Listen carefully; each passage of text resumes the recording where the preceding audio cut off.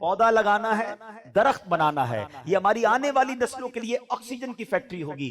شجر کاری کرنا اللہ پاک کے پیارے نبی آخری نبی محمد عربی صلی اللہ علیہ وآلہ وسلم سے بھی ثابت ہے، جبکہ صحابہ کرام علیہم الرضوان بھی شجر کاری کیا کرتے تھے۔ اگر ہم بھی سرکار صلی اللہ علیہ وآلہ وسلم اور صحابہ کرام علیہم الرضوان کی ان مبارک اداؤں کو ادا کرنے اور ثواب کی نیت سے پودے لگائیں گے تو انشاءاللہ الکریم دنیا و آخرت میں اس کے فوائد پائیں گے۔ فرمان مصطفیٰ صلی اللہ علیہ وآلہ وسلم، جو مسلمان درخت لگائے یا فصل بوئے، پھر اس میں سے جو پرندہ یا انسان یا چوپایا کھائے تو وہ اس کی طرف سے صدقہ شمار ہوگا۔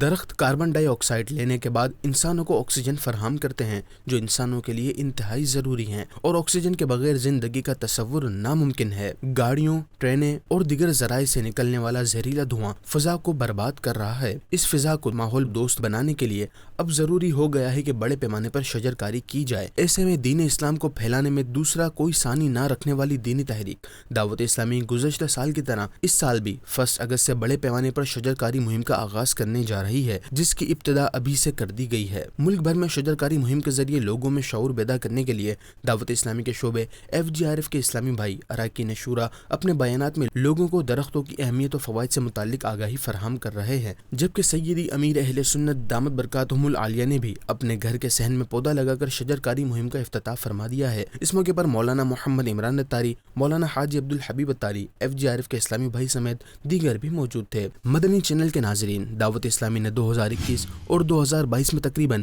23,91,868 پودے لگا کر ایک ریکارڈ قائم کیا تھا، جبکہ رواں سال 62,114 پودے 1 اگست سے قبل ہی لگائے جا چکے ہیں۔ لہٰذا آپ بھی دعوت اسلامی کے اس نیک کام میں حصہ ڈالیں تاکہ ہمیں اور ہماری آنے والی نسلوں کو اس سے فائدہ حاصل ہو سکے۔